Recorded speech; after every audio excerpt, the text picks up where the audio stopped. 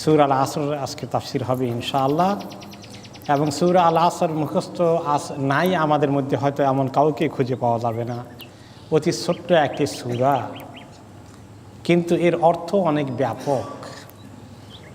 কেমন একখানা সূরা, এই প্রসঙ্গে ইমাম শাফঈ রহমতুল্লাহ আলাইহি বলেন, লাউ তাদাব্বারান নাস সূরাতুল আসর লাওয়াসাআতহা। মানুষ যদি সূরা আল আসরের বক্তব্যটাকে অনুধাবন করতে পারে, তাহলে এই সূরা আল আসরের বক্তব্যই একটা মানুষের হেদায়েতের জন্য যথেষ্ট। অনেক মৌলিক কথা, দিনের পুরো কর্মসূচিকে আল্লাহ তাআলা ট্যাবলেট আকারে এখানে ঢুকিয়ে দিয়েছেন। ট্যাবলেট যে ওষুধ আছে, সাইজটা খুব ছোটো না, অনেক কয়েক চামচ না, ছোট্ট, অনেক কনসাইজ করে এটাকে বানানো হয়। ঠিক তেমনি আল্লাহ তাআলা মুমিন জীবনের কর্মসূচি ছোট্ট করে, অতি ছোট্ট কথায় কয়েক দফা কর্মসূচি এখানে আল্লাহ তাআলা তুলে ধরেছেন। কেউ কেউ 3 দফা কর্মসূচি মনে করেছেন, কেউ কেউ 4 দফা বলেছেন। অবশ্য দুনিয়াবি কাজে অনেকেই ইসলামী সংগঠন অথবা দিনী দাওয়াতের কাজ করতে গিয়ে বিভিন্ন উসুল, বিভিন্ন দফা যোগ করেছেন, বিয়োগ করেছেন। কিন্তু আল্লাহ তাআলা মৌলিকভাবে এখানে এটাকে 3 দফাও বলা যায়, 4 দফাও বলা যায়। কিভাবে 3 দফা অথবা 4 দফা আমরা একটু পরে দেখব ইনশাআল্লাহ। আয়াত তো ছোট্ট ছোট্ট, মাত্র 3খানা। 3খানা আয়াতের সাইজও বড় এক আয়াতের থেকেও ছোট একসঙ্গে। এই সূরাটি মাক্কি সূরা অধিকাংশ মুফাসসিরিনের দৃষ্টিতে। এখন এই সূরার সরল তর্জমাটা আগে আমরা শুনি, যেটা আমাদের অনেকেরই জানা আছে, তবুও রিমাইন্ডার। ওয়াল আসর, ওয়া কসমের জন্য এসেছে। ওয়া অর্থ এখানে কসম, শপথ। কিসের শপথ? আল আসরের শপথ। আল আসর অর্থ সময়। আল আসরের আরও অনেক কিছু অর্থ আছে, আমরা একটু পরে আসছি ইনশাআল্লাহ। আসরের সময় বা আসরের কসম অথবা সময়ের কসম করে আল্লাহ তাআলা বলছেন, ইন্নাল ইনসানা লাফি খুসর, নিশ্চয়ই মানুষ ক্ষতির মধ্যে নিমজ্জিত, মানুষ ক্ষতির মধ্যে ডুবে আছে। ইল্লাল্লাযিনা আমানু, তবে ক্ষতি থেকে বেঁচে যাবে কারা? যারা ঈমান এনেছে। আমানু ওয়া আমিলুস সলিহাত, এবং নেক আমল করে যাচ্ছে। ওয়া তাওয়াসাউ বিল হাক্কি ওয়া তাওয়াসাউ বিস সবর, এবং হকের উপরে টিকে থাকার জন্য একে অপরকে ওয়াসিয়া করছে, উপদেশ দিচ্ছে, ডাকাডাকি করছে। আর সবরের পথে, সবরের উপরে টিকে থাকার জন্য, সবর ধৈর্য অবলম্বন করার জন্য একে অপরকে উপদেশ দিচ্ছে, ডাকাডাকি করছে, বোঝানোর চেষ্টা করছে। এই কাজগুলো ঈমান আমলে সালেহ, হকের জন্য ডাকা, সবরের জন্য বোঝানো, এই কর্মসূচিগুলোর মধ্যে যারা লিপ্ত আছে তারাই শুধুমাত্র ক্ষতি থেকে বাঁচতে পারবে। তা না হলে ধ্বংস মানুষের অনিবার্য হয়ে আসে। এইগুলো মুদ্রা কথায় সরল তর্জমা। এখন আমরা যদি তাফসিরে যাই, তাফসিরের আগে গুরুত্ব, এই সূরাটার এত বক্তব্য গুরুত্বপূর্ণ ছোট্ট কথায় আছে। সাহাবা রিদওয়ানুল্লাহ আলাইহিম আজমাইন, কোনো রেওয়ায়েতে এসছে, ওনারা যখন কোনো জায়গায় দেখা হতো, কথা হতো, 2 জন 3 জন 5 জন, কমপক্ষে 2 জন থাকলেও কিছু কথাবার্তা বলে উঠবেন, একজন আরেকজনের কাছ থেকে বিদায় নেবেন। বিদায় বেলায় একজন আরেকজনকে কমপক্ষে এই সূরাটা শুনিয়ে দিতেন, তারপরে সালাম করে বিদায় করতেন, যে আমরা যে যাচ্ছি বিদায় হয়ে, চলো একে অপরকে স্মরণ করিয়ে দেই। এই সূরায় মুমিন জীবনের যে কর্মসূচি দেওয়া হয়েছে, এটা যেন আমাদের মনে থাকে, তা যেন আমরা পালন করি। কত গুরুত্ব দিয়ে সাহাবায়ে কেরাম এই সূরাকে আমল করেছেন, এবারে খেয়াল করে দেখেন তো আমরা কয়দিন করেছি, এই সূরায় কী কর্মসূচি আছে আমি পালন করছি কি না, আমরা কয়েকজন এভাবে হিসাব নিকাশ করি। তো এই সূরার এই এত গুরুত্ব। এই সূরার শুরুতে শুরু হয়েছে কসম দ্বারা, ওয়াও আল কাসম, আল্লাহ তাআলা কসম করেছেন। কিসের কসম করেছেন? সময়ের কসম করেছেন। এবং আপনারা শুনেছেন ইতিপূর্বে তাফসির আলোচনায় যে আল্লাহ তাআলা যখন কসম করেন কোনো বিষয়ের, সেই বিষয়টার যথেষ্ট গুরুত্ব আছে বিধায়, এবং সেই বিষয়টার গুরুত্ব উপলব্ধি করার জন্যে, সেই বিষয়টা অনেক সাংঘাতিক বিষয়, সেখানে অনেক শিক্ষণীয় বিষয় আছে, এগুলা বোঝানোর জন্য আল্লাহ তাআলা কসম করেন। নট নেসেসারিলি বিশ্বাস করানোর জন্য কসম করেন। কারণ যে জিনিস দিয়ে আল্লাহ তাআলা কসম করেন, সেই জিনিসটা কি আল্লাহ তাআলা থেকে বড় না ছোট? অবশ্যই ছোট। সেটা আল্লাহর সৃষ্টি। আল্লাহ যিনি নিজে এত বড় সত্তা, তিনি ছোট জিনিসের কসম করবেন বেশি করে আপনারা বিশ্বাস করানোর জন্য, তা না হলে আপনারা বিশ্বাস করবেন না, এটা তো না। অবশ্যই কসমের মধ্যে গুরুত্ব আসে, এটা ঠিক, যে কোনো কসমে গুরুত্ব বৃদ্ধি পায়, কিন্তু আমরা যখন কসম করি আল্লাহ তাআলার জন্য, তখন তো এটা আমরা ছোট মানুষ, ছোট সৃষ্টি, স্রষ্টার কসম করি। অবশ্যই সেটা যে বিষয়ের কসম করি, যে আল্লাহর কসম করি, সে আল্লাহ তাআলা অনেক বড়, এবং সেই আল্লাহ তাআলার কসম করি যখন আমরা কথা বলি, অবশ্যই মিথ্যা কথা না বলার জন্যই চেষ্টা করি, বিশ্বাস করানোর জন্যই আমরা আল্লাহ তাআলার কসম করি। কিন্তু আল্লাহ তাআলা সেই জিনিসটা অবশ্যই আল্লাহ তাআলা থেকে বড় নয়, কিন্তু আমাদের জন্য সেখানে গুরুত্ব রয়েছে, এই মেসেজটা তিনি দিতে চান।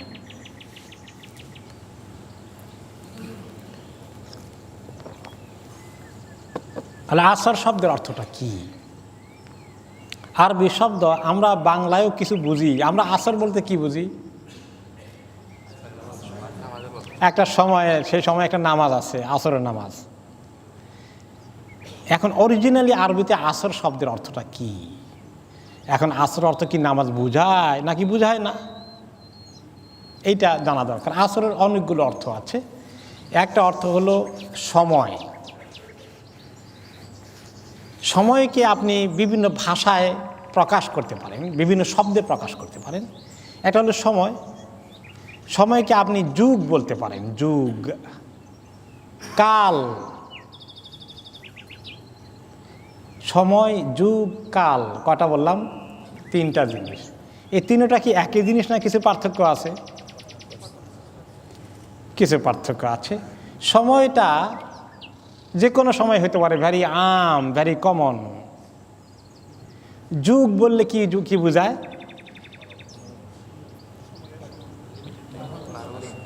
12 বছরে এক যুগ বাংলায় আমরা জানি ডেকেড, কিন্তু আবার যুগ বলতে অমুক যুগে এটা হয়েছে, নট নেসেসারিলি একদম 12 বছরই বোঝায়। তারপরে কিছু স্পেসিফিক টাইমের লিমিটেশন আছে, বোঝা যায়। কাল বলতে কি বোঝা যায় বলেন তো দেখি? সময়ের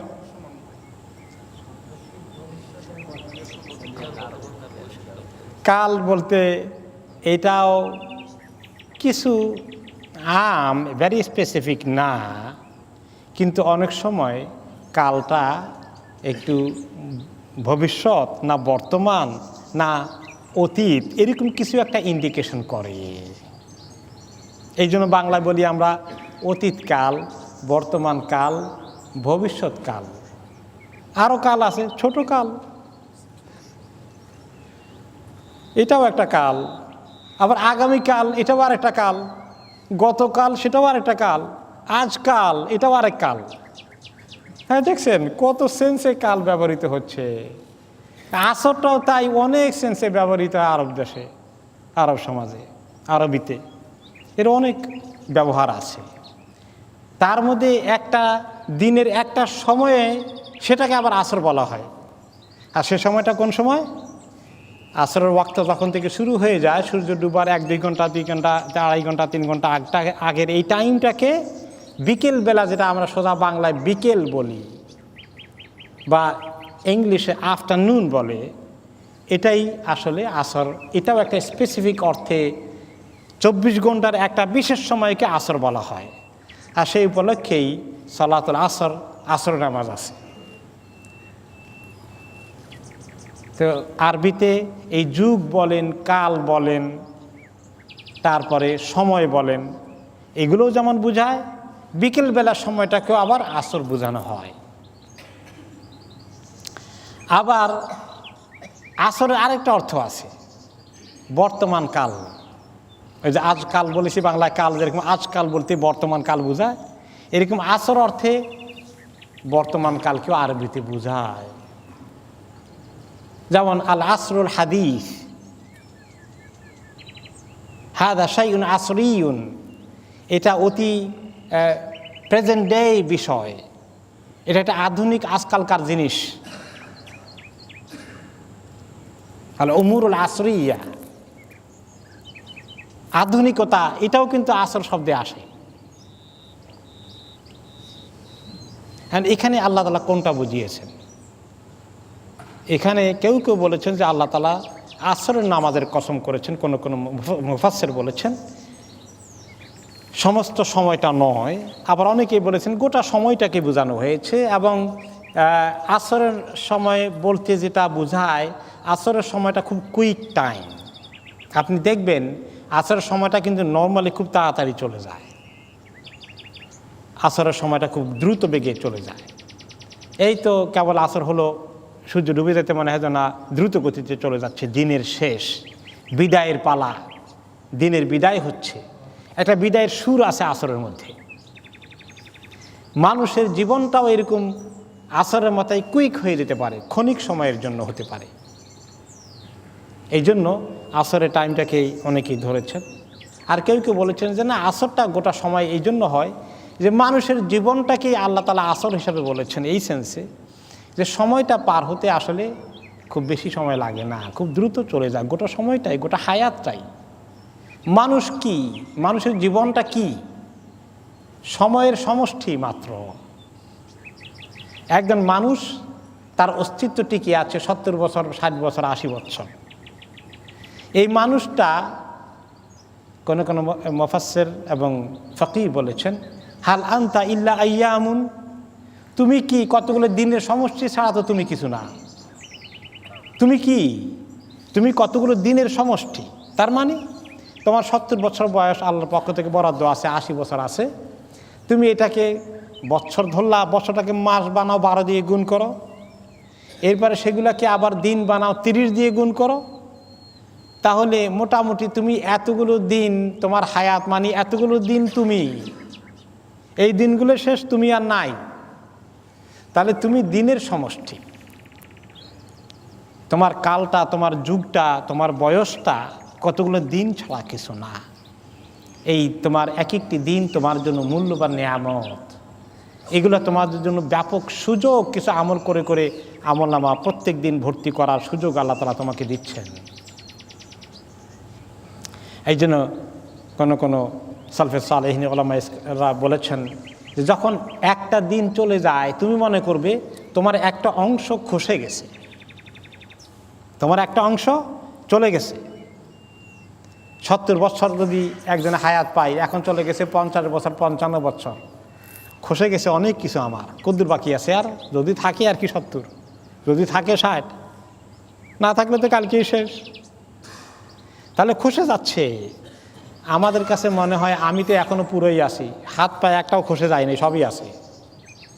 যদিও দাঁত পড়া শুরু হয়ে গেছে, চোখের জন্য চশমা লাগে, অনেক কিছু ক্ষয় হয়ে গেছে, তারপরেও স্ট্রাকচারটা মোটামুটি আছে। যদি এমন হতো 10 বছর পরে আঙ্গুল একটা চলে গেছে, তারপরে আরেকটা খসে যাচ্ছে, তারপরে কান একটা চলে যাচ্ছে, পায়ের আঙ্গুল চলে যাচ্ছে, তখন বুঝতাম যে হ্যাঁ, আমার তো কিছু খসে যাচ্ছে, আমার তো কিছু শেষ হয়ে যাচ্ছে। কিন্তু এরকম হয় না বিধায় আমরা মনে করি এখনও তো ঠিকই আছে, চশমা লাগালে কী হবে, এখনও তো স্ট্রাকচার ঠিক আছে। আল্লাহ তাআলা মেসেজ দিচ্ছেন, আসরটা এরকম দ্রুত গতিতে তোমার জীবন শেষ হয়ে যাবে, সময়টাকে কাজে লাগাও। এই জন্য আল্লাহ তাআলা সময়ের কসম করলেন, অথবা বিকেলের সময়, আসরের সময়ের কসম করে বললেন তোমার হায়াতটা খুব দ্রুত শেষ হয়ে যাবে। যখন শেষ হয়ে যাবে, তোমার জীবনের সন্ধ্যা চলে আসবে, তখন তুমি বলবে হায় হায় কি করলাম, সব শেষ হয়ে গেল, এই ধরা পড়ে গেলাম, এই শেষ। সেই শেষের পরে আর কোনো ফেরত আসার সুযোগ নেই। এই আসরের এই গুরুত্ব দিয়ে আল্লাহ তাআলা কসম করে তারপরে মেইন মেসেজ দিচ্ছেন। কসমের শব্দের পরে যে বাক্যগুলো শুরু হয়ে যায় সেগুলো হচ্ছে আসল বক্তব্য, ওইগুলোর জন্যই আল্লাহ তাআলা কসম করেন। এখন আসল বক্তব্যে আমরা আসি।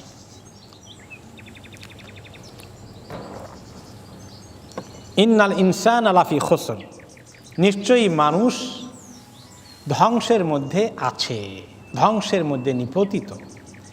ধ্বংস থেকে মুক্তি পাওয়ার কোনো উপায় নেই সামনের কাজগুলো না করলে। সামনের কাজগুলো করলেই মানুষ ধ্বংস থেকে বাঁচবে। এই সামনের কাজগুলো কি? ইল্লাল্লাযীনা আমানু, যারা ঈমান এনেছে, ওয়া আমিলুস সলিহাত, নেক আমল করেছে, তাওয়াসাউ বিল হক এর কাজ করেছে, তাওয়াসাউ বিস সবরের কাজ করেছে। এখন এখানে আপনি চাইলে 3টা কর্মসূচি অথবা 4টা কর্মসূচি। যারা 3টা কর্মসূচি বলেছেন তারা বলেছেন ঈমান, আমালে সলিহাত, আর একটা হলো তাওয়াসাউ বিল হক ওয়াস সবর, এক মনে করেছেন। 2টা একটার সঙ্গে রিলেটেড আছে। আবার কেউ কেউ তাওয়াসাউ বিল হককে আলাদা করেছেন, তাওয়াসাউ বিল সবরকে আলাদা ধরেছেন। সেই হিসাবে 4টা। 3টায় বলেন, 3টাকে ভাঙলে 4টা হয়ে যায়। এই কর্মসূচিগুলো আমাদের শোনা দরকার। এই কর্মসূচিগুলো কোনো মানুষ না করলে সে নিশ্চিত ধ্বংসের মধ্যে আছে। 1 নম্বর কর্মসূচি মানুষের জন্য ঈমান। ঈমান হচ্ছে আসল, মূল ভিত্তি। ঈমান যদি কারো না থাকে, সে যদি অনেক টাকা দান খয়রাত করে, তাহলে কি আল্লাহ তাআলার কাছে সে দান খয়রাত কবুল হবে? হবে না। ঈমান যদি না থাকে, সে যদি সারা রমাদান রোজা রাখে, মাঝে মধ্যে আমাদের এখানে অনেক লোকেরা ইসলাম কবুল করতে আসে। কিছু লোক বেশ কয়েক বছর সময় নিয়ে ইসলামকে জানার চেষ্টা করছে, এবং অনেককে দেখা গেল যে সে এই আজকে কালকে কলেমা পড়েছে, কিন্তু গত বছর পুরো রমাদানে রোজা রেখেছে। এইরকম কেস আমি বহুত পেয়েছি। তার আগের বছরও রেখেছে। তারা অনেক কষ্ট করেছে ইসলামকে প্র্যাকটিস করার জন্য আগেই, কিন্তু আসলে ভুল করেছে। মানে যদি ঈমানটা আগে এনে ফেলতো তাহলে গত বছরের রোজাটা কবুল হয়ে যেত। এরকম করে অনেকেই অনেক ভালো কাজ করে, জনসেবার কাজ করে। ওই ভালো কাজটা আল্লাহ তাআলার কাছে কবুল হওয়ার জন্য ঈমান শর্ত।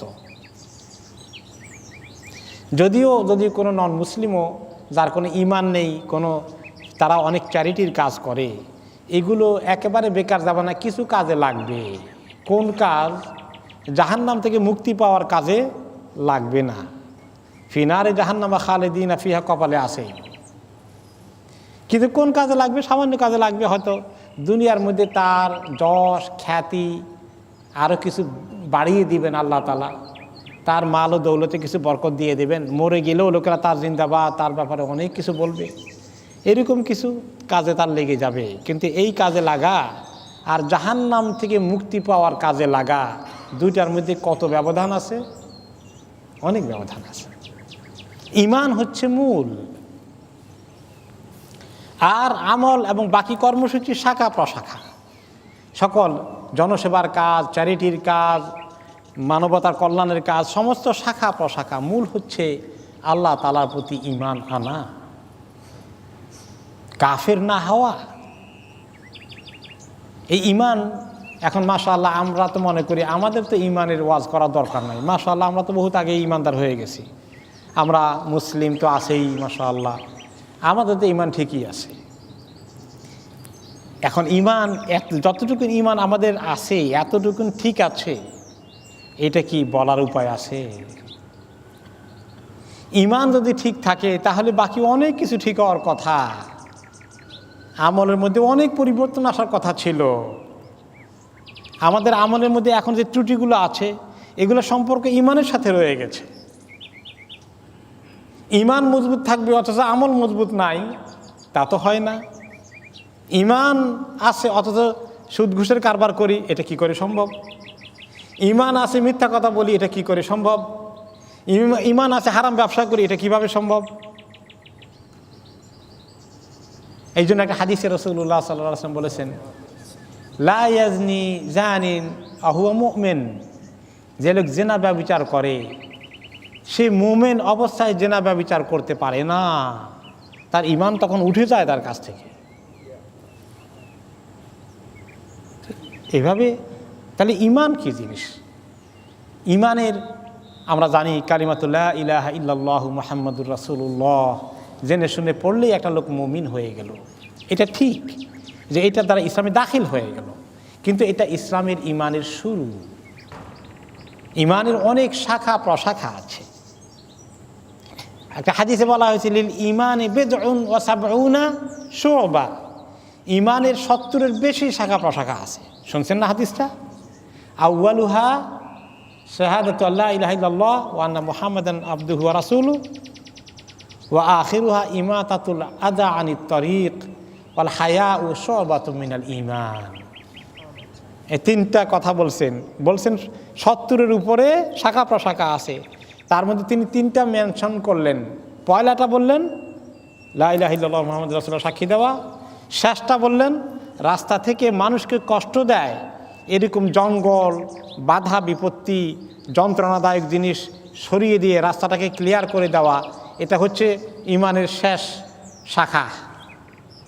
শুরুটা বললেন, শেষটা বললেন, মাঝখানের আরেকটা বললেন ওয়াল হায়াউ শুবাতুম মিনাল ঈমান, লজ্জা ইমানের একটি শাখা। তিনটা জিনিস বললেন। আর এমনি বললেন 70-75-এর মতো কি আছে, তারও বেশি শাখা প্রশাখা আছে।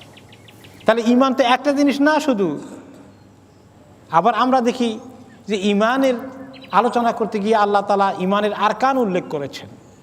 এই জন্য ইমানের রোকন আছে, ইমানের পিলার্স আছে, ইমানের কতগুলো স্তম্ভ আছে, এসবগুলোকে জানতে হয়।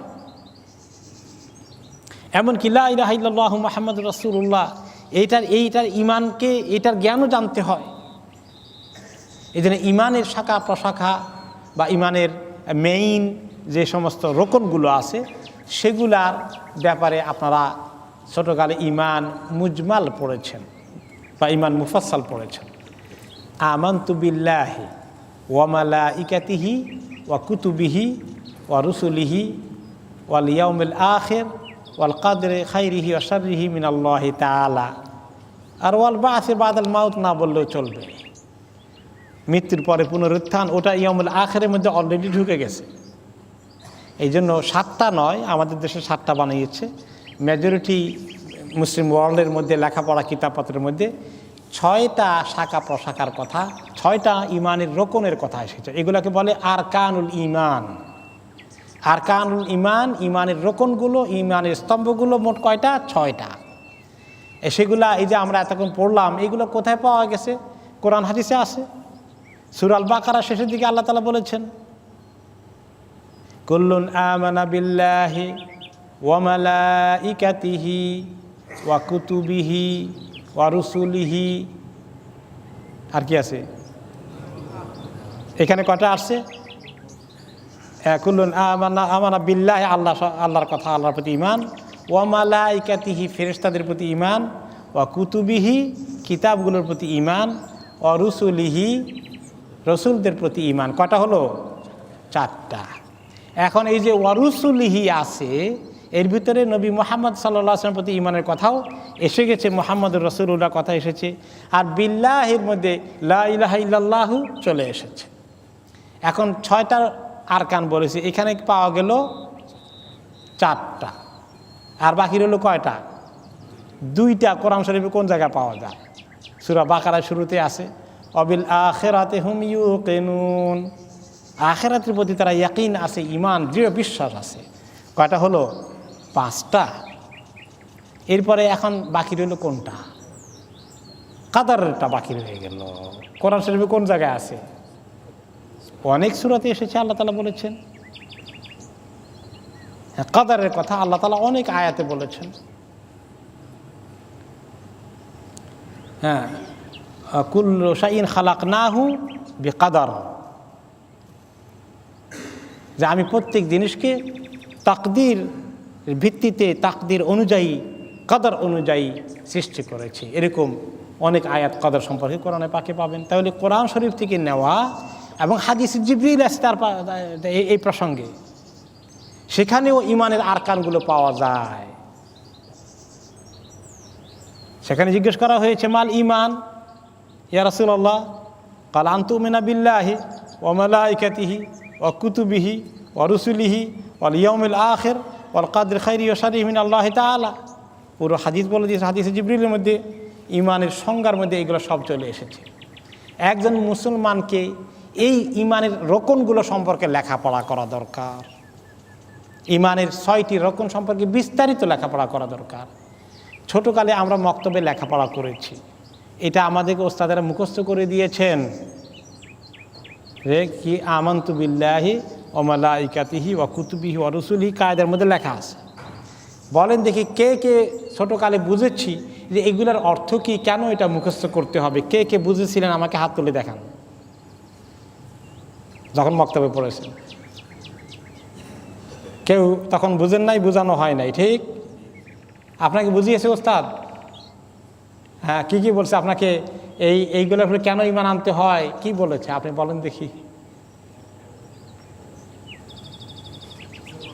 ব্যাখ্যা বলে নাই, এমনি মুখস্থ তো আমিও করেছি আপনাদের মতো, আমিও বুঝি নাই ছোটকালে। এটা মুখস্থ করা শিওর করেছে। মুখস্থ করা তো ভালো, মুখস্থ না করলেও চলবে যদি জিনিসটা বুঝে। আসল তো কথা ছিল বুঝানোর, এমনকি তর্জমাটাও পড়ায় নাই আমাদেরকে, খালি মুখস্থ করানোটাকেই শেষ করে দিয়েছে। আল্লাহ তাআলার পরিচিতি দিতে হবে, আল্লাহ নবীর কিছু মুক্তাসার পরিচয় দিতে হবে। কেউ কোন কোন নবী পৃথিবীতে আসছিলেন এগুলো কিছু একটু আলোচনা করতে হবে। কতজন নবী আল্লাহ তাআলা পাঠিয়েছেন, কি কি কিতাব পাঠিয়েছেন, এটার ব্যাখ্যার মধ্যে এগুলো আসার কথা ছিল। তাকদীরের অর্থ কি, এগুলো আসার কথা ছিল। হয়তো অন্যভাবে অন্য কোনো চ্যাপ্টারে পড়িয়েছে, কিন্তু এই জিনিসটা যখন পড়ানো হয় তখন সেটা আসেনি। এটা বেসিক নলেজ। এগুলোর উপরে অন্তত কয়েক লাইন প্রত্যেকটা বিষয়ের উপরে আমাদের পড়ার কথা ছিল। আল্লাহ তাআলার প্রতি ঈমানের মধ্যে শর্ত হচ্ছে তাওহীদের ভিত্তিতে ঈমান হওয়া লাগবে। আল্লাহর একত্ববাদকে বুঝতে হবে। আর একত্ববাদ বোঝার জন্য, তাওহীদকে বোঝার জন্য শিরক বুঝতে হয়। কেউ যদি তাওহীদ বুঝতে চায় তাহলে তাওহীদ পড়লে হবে না, শুধু শিরকও পড়তে হবে, তারপরে পরিষ্কারভাবে বুঝে আসবে। আরবিতে বলে অবে দদ্দেহা তাতামাইয়াজুল আশিয়া, একটা জিনিস বুঝতে হলে তার অপোজিট কি আছে এটাও বুঝতে হয়। দিন বুঝতে হলে রাত কেমন অন্ধকার তেমন ভালো করে বুঝতে হয়, তা না হলে একটু মেঘলা আকাশ হয়ে গেলে মনে করবে রাত হয়ে গেছে, কারণ সে রাতের অন্ধকারটা কীরকম ভালো করে বুঝে নাই। আবার রাতে চাঁদের আলো দেখলে করবো মা দিন হয়ে গেছে, কারণ সে দিনের আলো ভালো করে বুঝে নাই। এই যে আরবিতে কবি বলেছেন অবেদে দেহা তাতামাইয়াজুল আশিয়া, একটা জিনিস বুঝতে হলে তার অপোজিট জিনিসটা বুঝতে হয়। এই জন্য তাওহীদ বুঝতে হলে শিরক বুঝতে হবে। তাওহীদের ভিত্তিতে ঈমান বোঝা হয় নাই বিধায় অনেক আমাদের দেশের মুসলমানরা, ঈমানদাররা মাজারে গিয়ে সেজদা করে, মাজারে গিয়ে ধর্ণা দেয়, মাজারে গিয়ে হাদিয়া দেয়, মাজারে গিয়ে তোহফা দেয়, সিন্নি দেয়, ফুল দেয়, মোমবাতি দেয়। তাকে যদি বলেন তোমার মাবুদ কয়জন, সে কি বলবে? একজন। এলাহ একজনই বিশ্বাস করে, কাম করতেছে কয়জনের কাছে? যত মাজারে যায় সবারই তো মাবুদ বানিয়ে ফেলেছে। বিপদে পড়লে মাজারে পয়সা দিলে উদ্ধার পেয়ে যাবে, এই মাজারের এত পাওয়ার আছে। চিটাঙ্গে কোনো ভাই আছেন নাকি, একটা মাজার আছে বলে গরম মাজার, বলেন তো কোনটা, আমানত সাটা নাকি? বলে এই মাজার খুব গরম মাজার। হ্যাঁ, সিলেটের শাহপরান খুব গরম মাজার। ঠান্ডা কোনটা আবার? শাহজালা ঠান্ডা। হায় হায়, এই দেখেন মানুষের এইভাবে করে যে সিফাতগুলো যোগ করেছে, হাজতের জন্য তাদের মুখী হয়ে গেছে, কবরমুখী হয়ে গেছে। তাকে সে এমনি বুঝে যে এক আল্লাহ, কিন্তু আল্লাহ তাআলা বলেছেন কিছু চাওয়া যখন হয় আর দোয়া উ হুয়াল ইবাদা, চাওয়ার জন্য যেখানে যাওয়া হয়, যে কাজ করা হয় সেটাই ইবাদত। তুমি আমাকে নামাজ পড়লা আর চাইলে গিয়ে মাজারের কাছে, তুমি তো শুধু আমার ইবাদত করনি, তুমি শিরক করেছ। আর দোয়া উ হুয়াল ইবাদা, দোয়াই হচ্ছে আসলে ইবাদত। তাহলে আমাদের দেশের কত পরিমাণ লোক তাওহীদের ঈমান বুঝেছে, শিরক থেকে দূরে থেকেছে, বলেন দেখি এবার 50% হবে না? তাহলে এত বড় জাতি, এত বড় মুসলিম স্টেট, এত বড় মুসলিম সংখ্যাগরিষ্ঠ দেশ, আমরা কি ঈমান শিখলাম, তাওহীদ আর শিরকের মধ্যে কোনো পার্থক্যই করতে পারলাম না। তাহলে ইল্লাল্লাযিনা আমানু, যারা নাজাত পাবে তাদের অন্তর্ভুক্ত আমরা কয়জন হতে পেরেছি? তাহলে এইভাবে ইমানের আরকানগুলোকে বুঝতে হবে। তাওহীদের একটা এক্সাম্পল আমরা নিলাম, শিরক কিভাবে হতে পারে দেখলাম। এরপরে তাকদীরের প্রতি বিশ্বাস, এটাও কিন্তু ইমানের অংশ, ইমানের একটা রকম। আমরা কয়জন তাকদীরের প্রতি পরিপূর্ণভাবে বিশ্বাস করি? যখন ব্যবসা করতে করতে আর খালি ফেল করি, অমুকে দায়ী করি, তমুকে দায়ী করি, আল্লাহ তাআলা যে তাকদীরের ফয়সালার বাইরে কিছু পাবো না, এটা কতটুকুন মনে থাকে, কতটুকুন বিশ্বাস করতে পারি আমরা যে আল্লাহ তাআলা যেটা ফয়সালা করে দিয়েছেন সেটার বাইরে কিছু হবে না। কোনো কাজ, কোনো মুশকিল সমস্যা চলে এসেছে, কত দোয়া, কতজনের কাছে দেন দরবারের জন্য যাই, কতজনের কাছে গিয়ে আবেদন করি, কত লোকে গিয়ে ধরি, কিন্তু সবার আগে কাকে ধরা দরকার ছিল? আল্লাহ তাআলার কাছে। আমাদের পেরেশানিতে যখন পড়ে যাই, ছুটাছুটি যখন করি, শুধু মাখলুকের কাছে ছুটাছুটি করি, খালেকের কাছে তো করি না। আল্লাহ তাআলা কি সুন্দর দোয়া শিখিয়েছেন আমাদেরকে, আল্লাহুম্মা লা মানিআ লিমা আতাইতা ওয়ালা মুতিয়া লিমা মানাতা ওয়ালা ইয়ানফাউ যাল জাদ্দি মিনকাল জাদ। আল্লাহ, আপনি না দিলে কেউ দিতে পারবে না, কেউ দিতে পারবে না আমাকে। আপনি দিলে কেউ আটকাতে পারবে না, তদবির করে কোনো লাভ হবে না। আর আপনি দিলে এটা আটকানোর জন্য কাউকে ধরা, অথবা আপনি না দেওয়ার ফয়সালা করলে পাওয়ার জন্য কাউকে ধরা কোনো কামে আসবে না। ওয়ালা ইয়ানফাউ যাল জাদ্দি মিনকাল জাদ। এই যে আল্লাহ তাআলার প্রতি তাকদীরের ঈমান, এই ঈমানটা কত মজবুত। আইনাল কিতাব ইয়া আখি, আল্লাহ দিক।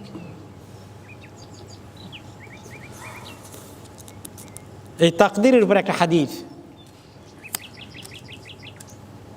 সাহাবী ইবনে ওমর রাদিয়াল্লাহু আনহুর কাছে খবর আসলো, মাবাদ আল জুহানি এক বেদাতি লোক, ওনার জামানায় সে সাংঘাতিক আবেদ লোক ছিল।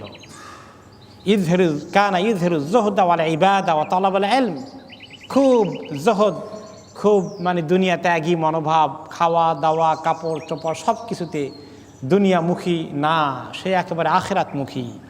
খুব ইবাদতের, তাহাজ্জুদ, নফল, রোজা, কোনো কিছুর কমতি নেই। তলবুল ইলম, সারাদিন ইলম শিখানোর কাজ করছে। কিন্তু তাকদীরের ব্যাপারে তার গণ্ডগোল। সে তাকদীরের ব্যাপারে বলতো লা কাদরা ওয়াল আমরু উনফুন, পেলে কাদার টাদার কিছু নাই, যেটা আল্লাহ তাআলা ফয়সালা করে দিছে বাস। মানুষের নিজের এখানে তাকদীরকে সে বিশ্বাস করে নাই। এই খবর যখন আসলো, ফাকালা ইবনে ওমর রাদিয়াল্লাহু আনহু ফাইযা লাকিতা উলাইকা ফাআখবিরহুম আন্নী বারিউম মিনহুম ওয়া আন্নাহুম বুরাউম মিন্নী। তোমরা যদি ওই লোকগুলোকে পাও, তাদেরকে গিয়ে বলো, মাবাদ আল জুহানি এবং তার সঙ্গীদেরকে, যে আমি তাদের থেকে সম্পূর্ণ মুক্ত, তারাও আমার থেকে মুক্ত। সে এই উম্মত থেকে খারিজ, তার সঙ্গে এই উম্মতের কোনো সম্পর্ক নেই। ওয়াল্লাযী ইয়াহলিফু বিহি আব্দুল্লাহ ইবনে ওমর লাউ আন্না লি আহাদিহিম মিসলা উহুদিন যাহাবান ফাআনফাকাহু মা কাবিলাল্লাহু মিনহু হাত্তা ইউমিনা বিল কাদার। এই তাকদীরের বিষয়টাকে যদি সে ভালো করে বিশ্বাস না করে, তাহলে কোনো লোক যদি সে আল্লাহর এমন ইবাদত করে, তার টাকা পয়সা এমনকি ওহদ পাহাড় পরিমাণ সম্পদকেও আল্লাহর রাস্তায় খরচ করে, কিন্তু তাকদীরের ব্যাপারে তার বিশ্বাসের কমতি থাকে, তাহলে তার কোনো কাজে আসবে না, কিছুই কবুল হবে না। এইভাবে ঈমানকে ভালো করে হৃদয়ঙ্গম করা, উপলব্ধি করা, বোঝা, এর জন্য ঈমানের জ্ঞান দরকার, ঈমানের কিতাব পড়া দরকার।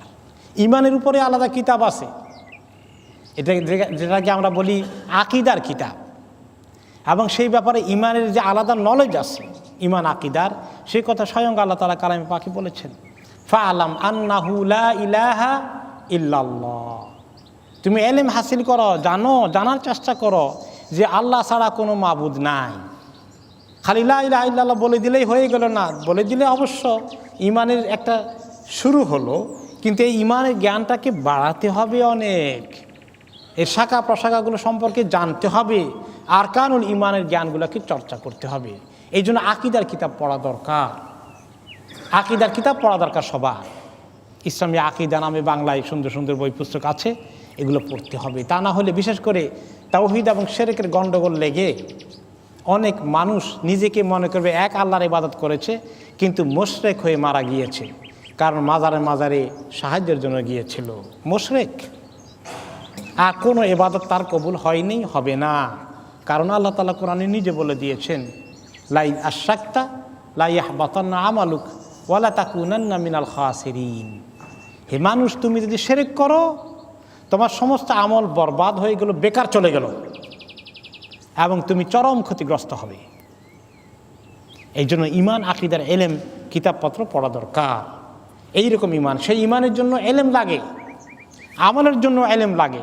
এই জন্য ইসলাম এলেমকে ফরজ করে দিয়েছে। তালাবুল ইলমি ফরিদাতুন আলা কুল্লি মুসলিম, প্রত্যেক মুসলিমের উপরে এলেম হাসিল করা ফরজ, এবং বিশেষ করে ফরজে আইন এলেম, অর্থাৎ ইমান আকীদার মূল বিষয়গুলো জানা, আমলের ইবাদতের হুকুম আহকাম শরীয়তের হালাল হারাম কবিরা গুনাহ এগুলো সম্পর্কে বেসিক নলেজটাকে বলা হয় ফরদু আইন এলেম। প্রত্যেক মুসলমানের উপরে শেখা ফরজ। কোনো মুসলমান এইরকম জ্ঞানের কমতি নিয়ে মারা গেলে ফরজ তরক করার জন্য আল্লাহ তাআলার কাছে দায়ী হয়ে যাবে। ইমাম বুখারী রহমতুল্লাহ আলাইহি বলেছেন, বাবুল ইলমি কাবলাল আমলি ওয়াল কাউল। কোনো কথা বলার আগে, কোনো আমল করার আগে এলেম শিখা ফরজ। এটা হলো ইমানের জন্য এলেমও শর্ত। কিন্তু আবার অনেক লোক অনেক লেখাপড়া করে, কিন্তু তাদের নট নেসেসারি শুধু পড়লেই ইমান মজবুত হয় না।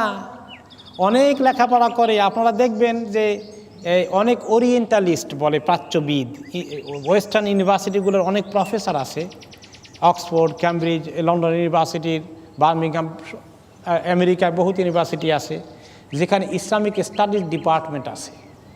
সেখানে দেখবেন প্রফেসর আছে ইংলিশ অথবা খ্রিস্টান, ইহুদি, তারা ইসলামী স্টাডিজে বিশেষজ্ঞ হয়ে গেছে। কোরআন হাদিস নিয়ে তারা অনেক লেখাপড়া করে, তাফসিরের উপরে লেখাপড়া করে, হাদিসের উপরে লেখাপড়া করে। তো লেখাপড়া করে এখনও মুসলমান হয় না, হয় নাই। তাহলে শুধু লেখাপড়া করলে ঈমান আসবে এইটার কোনো গ্যারান্টি আছে? কোনো গ্যারান্টি নাই। এই জন্য আমাদের তথাকথিত অনেক মুসলিম ইন্টেলেকচুয়াল আছে, অনেক বড় পণ্ডিত হয়ে গেছে, ইসলাম সম্পর্কে অনেক লেখাপড়াও করেন, কিন্তু ঈমান দেখা যায় সুবিধাজনক পজিশনে নাই। কোনো কোনো পণ্ডিত ফয়সালা দেন, এত গরু জবাই করে কোরবানির মধ্যে একেবারে পশু নাশ করে দেওয়া হয়, তার চেয়ে টাকাটা গরিবকে দিয়ে দিলেই অনেক ভালো কাজে লাগবে, অনেক মানবতাবাদী, গরিবের অনেক কাজে লাগবে। কি মনে করেন? পণ্ডিতের ঈমান নাই। যেখানে নবী করিম সাল্লাল্লাহু আলাইহি ওয়াসাল্লাম বলেছেন যে কোরবানির এই জানোয়ারের পশু পরিমাণ সওয়াব আল্লাহ তাআলা, নেকি আল্লাহ তাআলা দান করবেন। কতটা পশু থাকে একটা কোরবানি জানোয়ারের মধ্যে? কতগুলো পশম থাকে? গুণে শেষ করা যাবে, লাখো লাখো পশম হবে। এই পরিমাণ নেকি আল্লাহ তাআলা দান করবেন। এমনকি দাঁড়ি পাল্লায় কোরবানির জানোয়ারকে আল্লাহ তাআলা উঠাই দিবেন নেকির পাল্লার মধ্যে। শুধু গোশত যেগুলো খাইছে ওগুলো উঠাবেন না, হাড্ডি, চামড়া, খুর যা ফেলে দিয়েছে সবগুলো সব আল্লাহ তাআলা নেকির পাল্লায় উঠাই দিবেন। এই 10 গুণ বেশি দিলেও তো, দান করলে তো সেই সওয়াব হবে না যেটা কোরবানির সওয়াব হবে। ঈমান না থাকলে এগুলো বুঝে আসে না। এই জন্য ঈমান অনেক সময় পণ্ডিতি করলেই ঈমান অর্জন হয় না।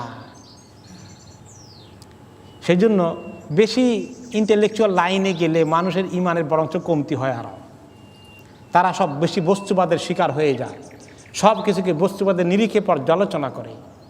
সে তাদেরকে সতর্ক করার জন্য ওমর রাদিয়াল্লাহু তাআলা আনহুর মতো সাহাবীর থেকে আমরা শিখতে পারি।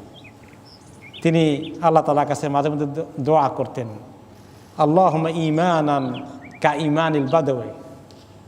আল্লাহ, বদবীর মতো ঈমান চাই। বদবী মানে গ্রাম থেকে আসা কম শিক্ষিত বা অশিক্ষিত লোক, এরকম লোকের ঈমান যেরকম মজবুত হয় ওইরকম মজবুত ঈমান চাই। এটা কেমন কথা হলো? আশ্চর্য কথা। গ্রাম থেকে আসা, লেখাপড়া তেমন কিছু নাই, তার ঈমান এত মজবুত কেমনে হয়? সব গ্রাম থেকে আসা সবাই কিন্তু ঈমান মজবুত না, এটা মনে করেন না। আবার আবার উল্টো কথাও কোরআনে আছে। আল্লাহ তাআলা বলেছেন, আল আরাবু আসাদ্দু কুফরান ওয়া নিফাকা, এই গ্রামের বুদ্ধগুলার মধ্যে কুফরি নেফাকি বেশি, আল্লাহ তাআলা কোরআন শরীফে বলছেন। কিন্তু এখানে ওমর রাদিয়াল্লাহু তাআলা আনহু কোন বদবীর এক্সাম্পল দিলেন? তিনি ওইরকম বদবীর এক্সাম্পল দিয়েছেন। একবার রাসূলুল্লাহ সাল্লাল্লাহু আলাইহি ওয়াসাল্লাম সাহাবীদেরকে নিয়ে বসে আছেন, একদম দূর থেকে বদবী আসলেন, আপনার হাদিস অনেকে শুনেছেন, রিমাইন্ডার কাজে লাগবে। এসে বললেন যে আপনাকে আল্লাহ তাআলা কি নিয়ে পাঠাইছেন? ঈমান আনতে পাঠাইছেন। আচ্ছা, ঈমানের পরে কি করতে পাঠাইছেন? 5 ওয়াক্ত ফরজ নামাজের কথা। হ্যাঁ, ঈমান বিল্লাহ, শাহাদাতু আল্লা ইলাহা ইল্লাল্লাহ ওয়া ইকামুস সালাহ, নামাজ কায়েম করতে। কয়বার পড়তে বলছেন? 5 ওয়াক্ত ফরজ। এর বেশি ফরজ করেন নাই তো? না, এর বেশি ফরজ করেন নাই। আচ্ছা, তারপরে কি করতে বলছেন আল্লাহ তাআলা? আপনারা কি হুকুম দিয়ে পাঠাইছেন? যাকাত দিতে বলছেন। কত? 2.5%। এর বেশি ফরজ করেন নাই তো? না, এর বেশি ফরজ করেন নাই। আচ্ছা, এরপরে আর কি করতে বলছেন? রোজা রাখতে বলছেন। রমজান মাসের রোজা ফরজ করে দিয়েছেন। 1 মাসে রাখলে চলবে তো? আর এর বেশি ফরজ করেন নাই তো? না, এর বেশি ফরজ করেন নাই। এরপরে হজ কয়বার ফরজ করছেন? জীবনে একবার করলে চলবে নাকি অনেকবার ফরজ করেছেন? না, একবার করলেই ফরজ আদায় হয়ে যাবে। শুনে টুনে এখন চলে যাচ্ছে, যা সময় করে আল্লাহর কসম, যা শুনছি হুবহু আমল করবে, একটু বাড়াবো না, একটু কমাবো না, সোজা চলে গেছে। বদবীদের কথাবার্তা এরকম সব স্ট্রেট ফরওয়ার্ড, ডাইরেক্ট, কোনো প্যাসপোস নাই। চলে গেলেন, সব সাহাবীরা দেখলেন, নবী করিম সাল্লাল্লাহু আলাইহি ওয়াসাল্লাম দেখলেন, বললেন যে ব্যক্তি জান্নাতি দেখতে চায় এই লোকটাকে দেখুক। সুবহানাল্লাহ। তার মানে কি? যা আল্লাহ তাআলা বলছেন, আল্লাহ কি বলছেন আমি মেনে নিলাম। সুবহানাল্লাহ। কোনো কথা নাই, কোনো ব্যাখ্যা নাই। আল্লাহর কথাকে আমি মানবো, হুবহু আমল করব। তো একটু বেশি করবো না, কম করবো না, অর্থাৎ এই নয় সে সিদ্ধান্ত নিয়েছে জীবনে কোনোদিন নফল নামাজ পড়বে না, তা না। অর্থাৎ 5 ওয়াক্তের মধ্যে কোনো কমতি করবে না। আর নফলটার মধ্যে যে বাধা নাই, এতটুকু জ্ঞান তার আছে, কাজে সে যে কোনো নফল আমল করবে না সেটা নয়। কিন্তু আল্লাহ তাআলা যেটা যে ফর্মে বলেছেন সেটার মধ্যে বাড়াবেনও না, কমাবেনও না। এই যে স্পিরিট, শরীয়তকে গ্রহণ করা, আল্লাহ বলছেন খালাস। আল্লাহ বলেছেন পর্দা করতে হবে না, এই জমানায় কি পর্দা করা যায় নাকি? কি বলেন, এই কি মুশকিল, এই সমস্ত দেশে পর্দা করা যায় নাকি? এরকম কোনো ব্যাখ্যার দিকে আর যায় না, হুবহু আমল করে। এই জমানায় কি আর এত হক হালাল ব্যবসা বাণিজ্য করা যায়? তাহলে ব্যবসা সব বন্ধ করে ফেলতে হবে। এরকম কথা মানুষে বলে, আমার সঙ্গে মাঝে মধ্যে মানুষের কথাবার্তা হয়, আরে এত হালাল হারাম করলে কি ব্যবসা করা যাবে? এইভাবে করে লোকেরা কথাবার্তা বলে। এটা অ্যাগেইনস্ট দিস স্পিরিট। এই জন্য ওমর রাদিয়াল্লাহু তাআলা তার স্পিরিট দেখেছিলেন, যার বিনিময়ে রাসূলুল্লাহ সাল্লাল্লাহু আলাইহি ওয়াসাল্লাম বলেছিলেন যে সে লোকটা জান্নাতি। সেই স্পিরিটকে লক্ষ্য করে তিনি বলেছেন, বেশি একেবারে পণ্ডিতি দেখাতে গেলে অনেক সময় আসল জিনিস মিস হয়ে যায়। কথা বুঝতে পেরেছেন? সেই সাদামাটা ইসলাম। অনেক সময় আমাদের লোকদেরকে বলতে শোনা যায়, ইসলামপন্থীদেরকে বলতে শোনা যায় যে দেখেন, আমরা এই সাদামাটা ইসলামের কথায় শিক্ষিত বড় বড় পণ্ডিতরা, বুদ্ধিজীবীরা, প্রফেসররা, প্রফেশনালসরা ইসলামে আসবে না, এইরকম ওদের জন্য ভেরি অ্যাট্রাকটিভ, সাংঘাতিক, তাদের লেভেলের একটা ইসলামিক সার্কেল কিছু একটা করতে হবে তাদেরকে আনার জন্য। যুক্তিটা খুব ভালো যুক্তি মনে হয়, তো তাই তো তারা তো সাধারণ সাদামাটার কোনো ওয়াজ মাহফিলে তারা আসে না। এইখানে কয়জন সো কল হাই ক্লাসের প্রফেশনাল আসছেন, আপনাদের সবার প্রতি শ্রদ্ধা রেখেই বলতেছি, আপনাদেরকে খাটো করছি না। তথাকথিত বড় লোকদের এখানে পাওয়া যাচ্ছে না। এরকম বাংলাদেশে যখন হাজার হাজার লাখো লাখো লোকের মিছিল হয় বা ইয়ে হয়, আপনার মাহফিল হয়, সেখানে দেখবেন যে অতি বড় লোকেরা এই সমস্ত মাহফিলে আসেন না, কারণ ওনাদের বাণিজ্য থাকার কথা না। তো এত বড় লোক, তারা সব কিছু মিস করেন। তাদের জন্য আলাদা মাহফিলের আয়োজন করার জন্য অনেকেই খুব মনে করে দিস ইজ ভেরি রাইট, যে তাদেরকে পাওয়ার জন্য, প্রফেশনাল থেকে পাওয়ার জন্য কিছু একটা প্রফেশনাল কাজ করতে হবে। এরকম আবদার করেছিল মক্কার কোরাইশরা। তারা বললো, ইয়া রাসূলুল্লাহ, তখন তারা ঈমান তো আনে নাই, বললো হে মুহাম্মদ, আপনার কথাবার্তা মাঝে মধ্যে শুনতে চাই, কি বলেন টলেন আপনি, ঠিক আছে শোনা যায় কিছু, কিন্তু আপনার দরবারে যাওয়ারই তো আমাদের কোনো প্রেস্টিজ থাকবে না গেলে। কারণ হচ্ছে এখানে সোহাইব আছে, বেলাল আছে, কৃত দাস মার্কা গরিব ফকির, ওইখানে গিয়ে আমরা বড় লোকেরা বলবো না, এটা সম্ভব না। আপনি যদি আমাদের কিছু বলতে চান তাহলে আমাদের জন্য আলাদা সার্কেলের ব্যবস্থা করেন, আলাদা সার্কেল বানান, প্রফেশনালদের সার্কেল। তো নবী করিম সাল্লাল্লাহু আলাইহি ওয়াসাল্লাম চিন্তা করলেন, আচ্ছা তাহলে দেখি না, যদি আলাদা সার্কেল করে তারা আসে, হোয়াই নট। তিনি চিন্তা করলেন, মনে মনে চিন্তা করলেন, মনে মনে পরিকল্পনা করলেন যে আলাদা একটা সার্কেল করবেন। আল্লাহ তাআলা আয়াত নাযিল করে ফেললেন, ওয়ালা তা'দু আইনাকা আনহুম তুরিদু যিনাতাল হায়াতিদ দুনিয়া। খবরদার, আপনি এই সমস্ত আমার এই গরিব মিসকিন সাহাবীদেরকে বাদ দিয়ে তাদের জন্য আলাদা ভিআইপিদের সার্কেল বানাবেন, খবরদার, এটা আপনি করতে পারবেন না। ইসলাম সার্বজনীন। এই ছোট মাহফিলে এসেই বড়লোক, তথাকথিত বড়লোক সাধারণ লোকদেরকে এক কাতারে বসে নামাজের মধ্যে যখন দাঁড়াই আমরা, বড় লোক আর ছোটো লোককে ঠেলাঠেলি করে সামনে দেওয়ার কোনো সুযোগ আছে? মুরব্বীকে সম্মান করে দিয়েছেন সেটা আলাদা কথা, কিন্তু ক্লাস ডিফারেন্স করার এই সিস্টেম নাই। আর যার ভিতরে তার আলাদা প্রফেশনালের সার্কেল না করলে আসবে না, তার মানে তার মধ্যে কি আছে? অহংকার আছে, তাকাব্বুর আছে, তার কপাল খারাপ। কোথায় আমরা গিয়েছিলাম? কোন জায়গা থেকে আমার মনে করাই দেন। হ্যাঁ, তাকদীর।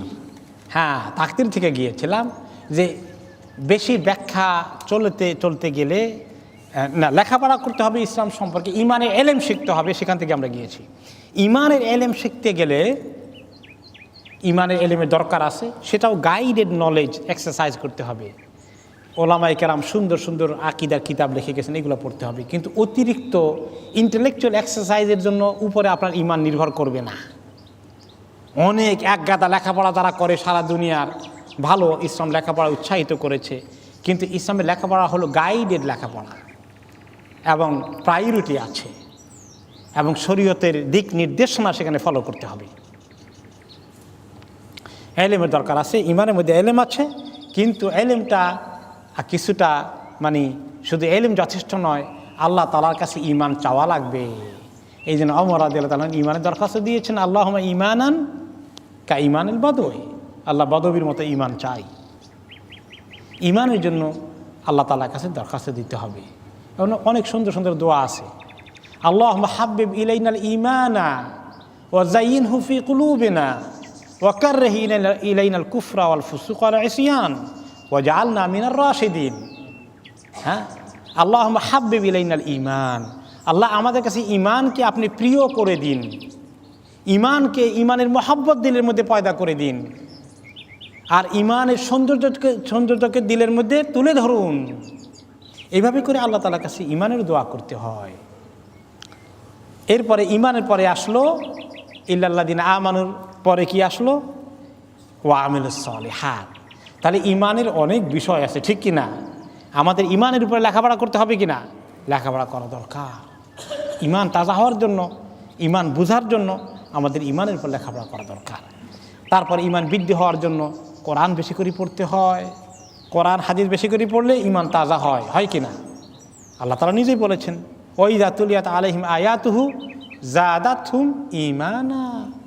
যখন তাদের উপরে আয়াত তেলাওয়াত করা হয় তাদের ইমান বৃদ্ধি পেয়ে যায়। আয়াত তেলাওয়াত করলে, কোরআনকে বুঝে শুনে পড়লে ইমান বাড়বে, হাদিস বুঝে শুনে পড়লেও ইমান বাড়বে।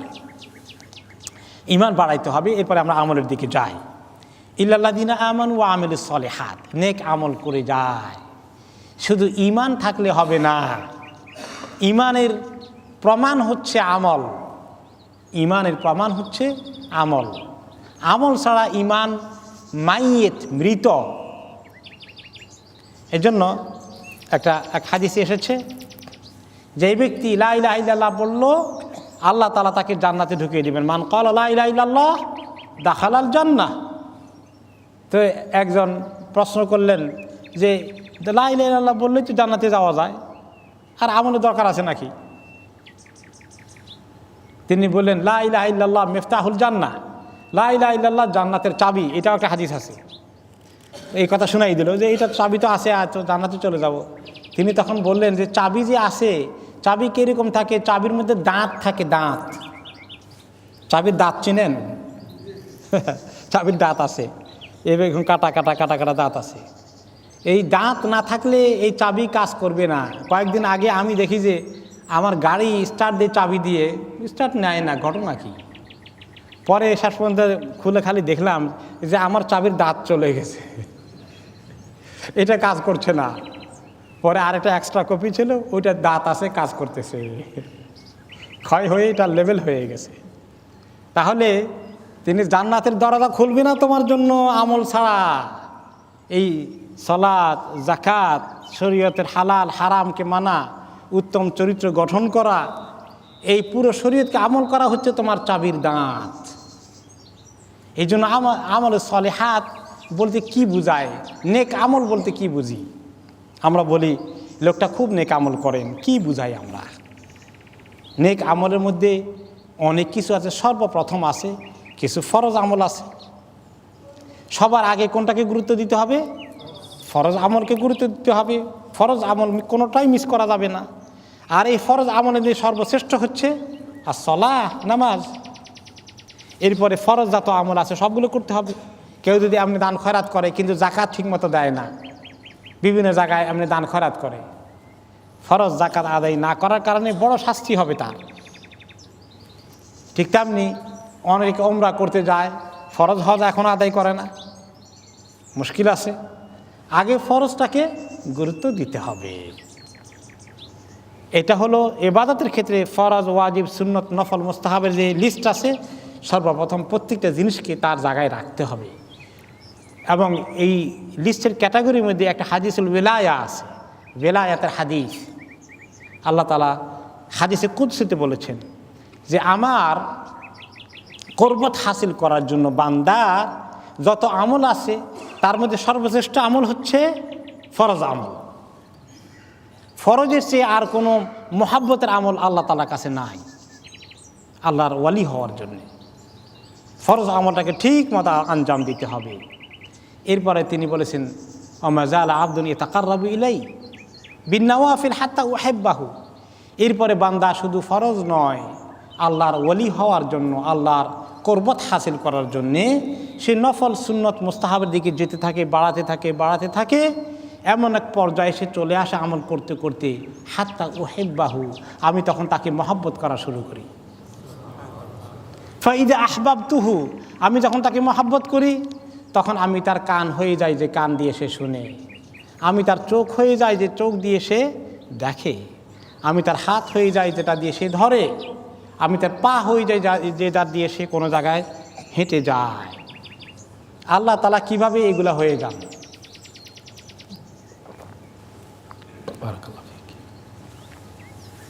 আল্লাহ তাআলা হয়ে যান, অর্থাৎ আল্লাহ তাআলার হুকুমের বাইরে তার অঙ্গ প্রত্যঙ্গগুলো কোনো কাজ আর করতে পারে না।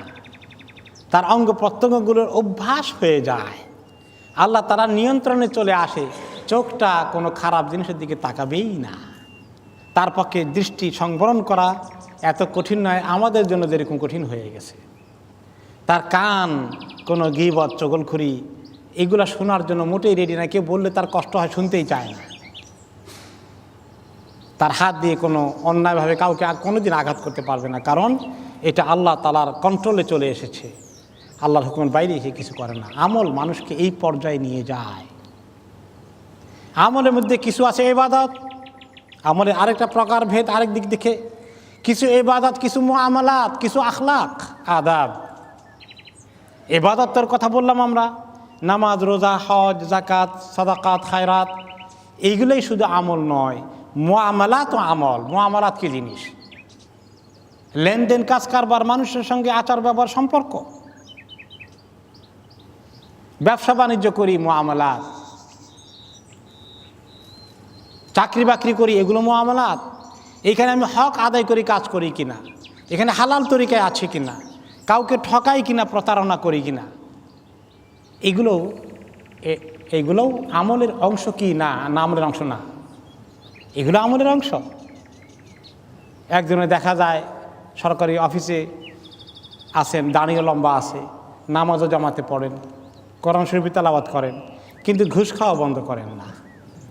এরকম আছে কি আমাদের দেশে? না নাই? আছে। আমাদের মাওলানা সাইদি সাহেব আল্লাহ ফররাদ আল্লাহু আনহু, তিনি বলেন যে এক লোকের কথা, যে রমজান মাসে ঘুষ নেবে, এখন ঘুষ ছাড়া তো কাজ করবেই না। তো বলে যে আপনি আমার টেবিলে ড্রয়ার করে দিয়ে এখানে রাখেন আপনার হাতে, নিজে হাতে ধরেন না, রোজা রাখছে যে।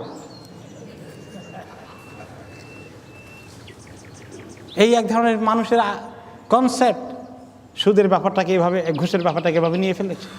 তাহলে এটা আমল লেনদেনের মধ্যে সে এখানে মারাত্মক ধরনের অন্যায় করেছে। রেবা ইয়াকুলুনা ফি বুতুনিহিম নারা, মানুষের এইভাবে ঘুষ খাওয়া, পেটের ভিতরে আগুন ঢুকানো হাদিসে এসেছে, এবং জাহান্নামে যাওয়ার কারণ হবে। আর রাশিয়াল মুরতাশিক লাহুমা ফিন্নার। এই মুআমালাতের ক্ষেত্রে শুধু বেচা কিনে ব্যবসা বাণিজ্য নয়, অনেক কিছুর ক্ষেত্রে, হক হুকুকের ক্ষেত্রে, কিভাবে আমরা লেনদেন করি মানুষের সাথে, কিভাবে আমরা সম্পর্ক রাখি, কিভাবে আপনি স্বামী হিসাবে স্ত্রীর সঙ্গে ব্যবহার করেন, স্ত্রী তার দায়িত্ব কিভাবে স্বামীর সঙ্গে পালন করে, এখানেও মুআমালাত আছে। এটাও ইবাদত। ইবাদত কিনা? এটাও ইবাদত। স্বামী স্ত্রীর সঙ্গে বিছানায় শোয়া, শারীরিক মেলামেশা করা, এটাও ইবাদত। হাদিসে যখন নবী করিম সাল্লাল্লাহু আলাইহি ওয়াসাল্লাম বললেন ওয়াফি বুদি আহাদিকুম সাদাকাহ, স্ত্রীর সঙ্গে মেলামেশা করা শারীরিকভাবে, মিলনটাও একটা ইবাদত, এটাও সাদাকার সওয়াব আল্লাহ দান করবেন। সাহাবায়ে কেরাম আশ্চর্য হয়ে গেলেন, ইয়া রাসূলুল্লাহ, আমরা স্ত্রীর কাছে যাই নিজের একটা খাহিশ মিটানোর জন্য, এটা কেমনি সাদকা সওয়াব হয়ে যায়? এটার মধ্যে কেমনি ইবাদত হয়ে যায়? তখন তিনি বললেন, এটা যদি তোমার বিবাহিত স্ত্রী না হয়ে অন্য কোনো জায়গায় অন্যায়ভাবে হয়ে যায়, তাহলে কি বড় গুনাহ হবে? না হবে না? সাহাবীরা বলেন যে অবশ্যই গুনাহ হবে। তাহলে সেই গুনাহ থেকে বাঁচার জন্য হালাল তরিকায় ব্যবহার করাটাও তোমার জন্য ইবাদত হয়ে যাবে। তাহলে মুআমালাত, মানুষের জীবনের পারস্পরিক লেনদেনের মধ্যে বাস্তব জীবন যাপনটাই একটা ইবাদত হয়ে যেতে পারে। এখানে ইবাদত আছে। এইগুলো ঠিক তরিকায় করা, কারো প্রতি জুলুম না করা, আমরা একে অপরের প্রতি অবিচার করি, একে অপরের প্রতি রাগারাগি করি, অন্যায় করি, বাড়াবাড়ি করি, মারধর করি, এই সমস্ত যে করি এবং সম্পর্ক নষ্ট করি, একে অপরকে কটু কথা দিয়ে কত কষ্ট দেই, এগুলা করি, এগুলোও কিন্তু আমল। এই আমলে সলেহাত না হয়, এগুলো সাইয়াত। এরপরে আখলাকটাও আমল, সুন্দর চরিত্রের অধিকারী হওয়া, যেটা কিছুটা মুআমালাতের সঙ্গেই চলে আসে। সুন্দর চরিত্রের অধিকারী হওয়া, ভদ্রতার আচরণ করা, সুন্দর ভাষায় কথা বলা, এমনকি একটা ফকিরকে দিতে পারছি না, যাও এখন হবে না, যাও, এরকম না বলে সুন্দর ভাষায় বলা, সেটাও একটা ইবাদত হয়ে যায়। যে সরি, দুঃখিত, মাফ করে দাও, আমরা দিতে পারছি না এখন, মাফ করেন, মাফ করেন। মাফ করাটা এমনভাবে বলি, সেটার মধ্যেও কষ্ট দেয় মনে হয় যেন। তো এই যে আখলাককে গঠন করা, এটাও কিন্তু এই আমালে সলেহাতের মধ্যে আসবে। এবং আখলাক, চারিত্রিক আদব, আচার ব্যবহার, ভদ্রতা, নম্রতা, এটা আমলের দিক থেকে ওজন বেশি না কম? বেশি। একটা হাদিসে এসেছে যে আল বিররু হুসনুল খুলুক, উত্তম চরিত্র হলো আসল নেকির কাজ। অন্য হাদিসে এসেছে যে মিজানের পাল্লার মধ্যে নেকির পাল্লার মধ্যে সবচেয়ে ওজনের যে আমল আছে তার নাম হচ্ছে উত্তম চরিত্র। উত্তম চরিত্রের চেয়ে আর কোনো আমল এত ওজনের হয় না নেকির পাল্লায়। নামাজ, রোজা, হজ, যাকাতও এত ওজনের হবে না, উত্তম আচার ব্যবহার, চরিত্রের আমলের ওজনটা এত বেশি। আমরা তো অনেকেই মুসল্লি আছি, মাশাআল্লাহ, 5 ওয়াক্ত নামাজ জামাতে পড়ি, আমাদের চরিত্র কত সুন্দর, জায়গা নিয়ে একটু ঠেলা ঢেলে লাগলেই বোঝা যায়। মাশাআল্লাহ, মসজিদের ভিতরেই যা চিল্লি দেন দরবার হয় জায়গা নিয়ে, তাতেই বোঝা যায় যে আমাদের চরিত্র কত সুন্দর। মসজিদের ভিতরে জায়গা নিয়ে যদি এত ঠেলা দেখা হয়, তাহলে স্ত্রীর সঙ্গে কি ব্যবহার করি, আত্মীয় স্বজনের সঙ্গে কি ব্যবহার করি, হ্যাঁ, হাটে মাঠে ঘাটে কি ব্যবহার করি, এতেই বোঝা গেল। তাহলে নামাজের আমল আছে, জামাতের আমলও আছে, কিন্তু চরিত্রের আমলটা আমাদের সুন্দর নয়। ভদ্রতা নম্রতার আমলটা আমাদের, শিষ্টাচারের আমল আমাদের কাছে নেই। এগুলোকে উন্নত করতে করে করে করে আমল সালেহাতকে জোগাড় করতে হবে। এই ব্যক্তিগত পর্যায়ে দুইটা আমল, ঈমান আমল সালেহাতের পরে দুইটা কর্মসূচি দিয়ে মুমিন ব্যক্তিকে আল্লাহ তাআলা দুইটা সামষ্টিক আমলের কথা বলতেছেন এখন। ওয়াতাওয়াসাউ বিল হাক্কি ওয়াতাওয়াসাউ বিস সবর, যে একে অপরকে হকের জন্য ওসিয়ত করে। হক কি জিনিস? মানুষকে হক তো হচ্ছে দিন, আল ইসলাম হাক্কুন ওয়াল কুফরু বাতিলুন। আল্লাহ তাআলার কাছে হক এসেছে, এটা হচ্ছে ইসলাম, ইসলামটাই হক। যারা ইসলাম যাদের কাছে নাই তারা হককে মিস করেছে, তাদের গোটা সভ্যতা বাতিলের উপরে প্রতিষ্ঠিত। দুনিয়ার মানুষকে হকের দিকে নিয়ে আসার দাওয়াতি কাজ করা, এলেম প্রচার করা, মানুষকে দ্বীনের এলেম শিখাইয়ে দেওয়া,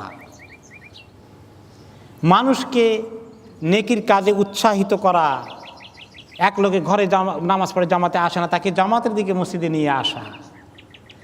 ঘরে বসে থাকে, যেই টিভি দেখবে তাকে ধরে তাফসিরের মাহফিলে নিয়ে আসা। বিনা কারণে নামাজ কাজা করবে তাকে নামাজ পড়ানো। কোরআন শরীফ পড়া শিখে নাই, 40-50 বছর বয়স হয়ে গেছে, তাকে অনুরোধ করে কোরআন শরীফ পড়া শিখিয়ে দেওয়া। এইভাবে করে মানুষকে হকের দিকে ডেকে নিয়ে আসা। হারাম ব্যবসা করে তাকে বুঝে শুনে হালাল ব্যবসার দিকে নিয়ে আসা। অন্যের জন্য কাজ করা, এটা হচ্ছে তাওয়াসাউ বিল হকের কাজ করা। অন্যকে দিনমুখী করা, হকমুখী করা, শরীয়তের দিকে নিয়ে আসা।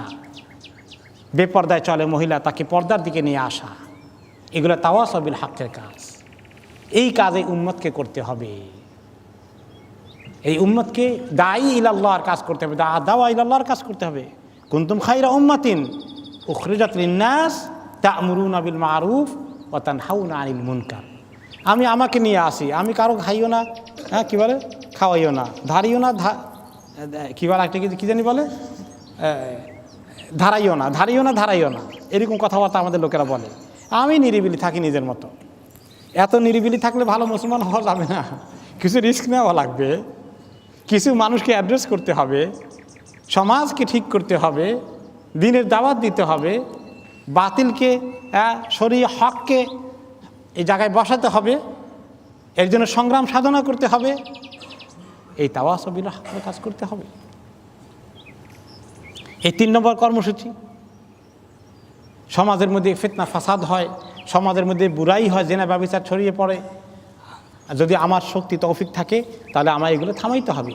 মান রাআ মিনকুম মুনকারান ফালিয়ুগাইয়িরহু বিয়াদিহি। কোনো মুনকার দেখলে, অন্যায় অপকর্ম দেখলে হাত দিয়ে যদি থামানোর শক্তি আল্লাহ দেয়, হাত দিয়ে থামাই দাও।